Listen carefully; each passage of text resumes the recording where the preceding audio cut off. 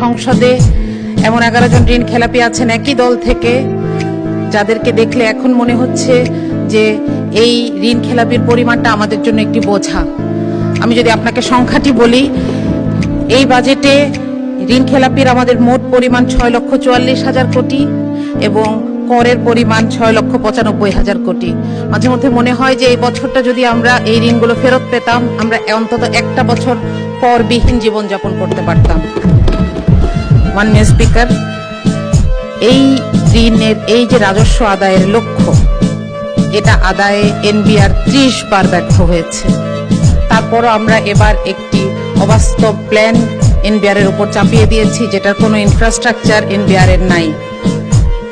এটা বারবার বলা হচ্ছে কাঠামোগত সংস্কার ছাড়া এই কর আদায় করা সম্ভব নয়, কিন্তু সেটার কোনো সুস্পষ্ট সংস্কার প্রস্তাব ছাড়াই আমরা এমন একটি প্রস্তাব দেখতে পাচ্ছি এই বাজেটে। আমরা জানি না যে সরকারের হাতে কোন আলাদিনের চেরাগ আছে।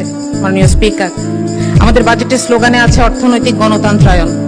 আমি জানি না যে এই কারণেই কিনা বাংলাদেশের সবচাইতে বড় ব্যাংকটিকে এবং সবচাইতে বিখ্যাত সেবামূলক হাসপাতালটিকে খুব দুঃখজনকভাবে একটি বিপর্যয়ের শিকার হতে হচ্ছে। এর কারণ হচ্ছে রাজনৈতিক কুধারণা।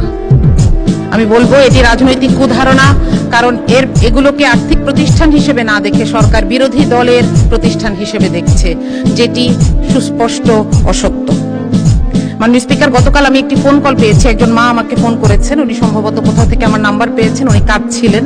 উনি বেসরকারি চাকরি করেন। তিনি বলছিলেন যে আপা, আপনি সংসদে একটু বলবেন যে প্রধানমন্ত্রীকে আমরাও ভোট দিয়েছি, কিন্তু আমাদের জন্য তো কোনো নির্দেশনা নাই। আমি নিজেও এখানে আসার আগে একটি বেসরকারি চাকরিতে ছিলাম।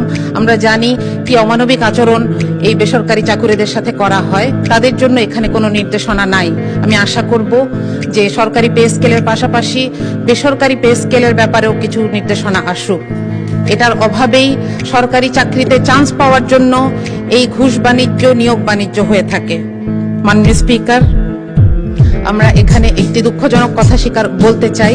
সেটা হচ্ছে আমাদের প্রধানমন্ত্রী, আমাদের সবার প্রধানমন্ত্রী, বাংলাদেশের প্রধানমন্ত্রী, তিনি যখন একটি এআই জেনারেটেড ছবি দিয়ে একটি বিবৃতি দেন, তখন আমরা জাতি হিসেবে বিব্রত হই।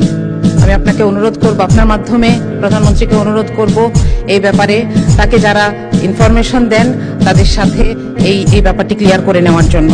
মাননীয় স্পিকার, আমি একটু শিক্ষা বাজেট নিয়ে বলতে চাই। আমি একজন শিক্ষক, সেই জায়গা থেকে আমি একটু শিক্ষা বাজেটের ব্যাপারে কথা বলতে চাই। প্রথমত, এখানে 5%-এর একটি কথা বলা হয়েছে যে এটি ধীরে ধীরে অর্জন করার চেষ্টা করা হবে, কিন্তু এটার কোনো টাইম বাউন্ড রোডম্যাপ নাই। দ্বিতীয়ত, আমাদের সমস্যা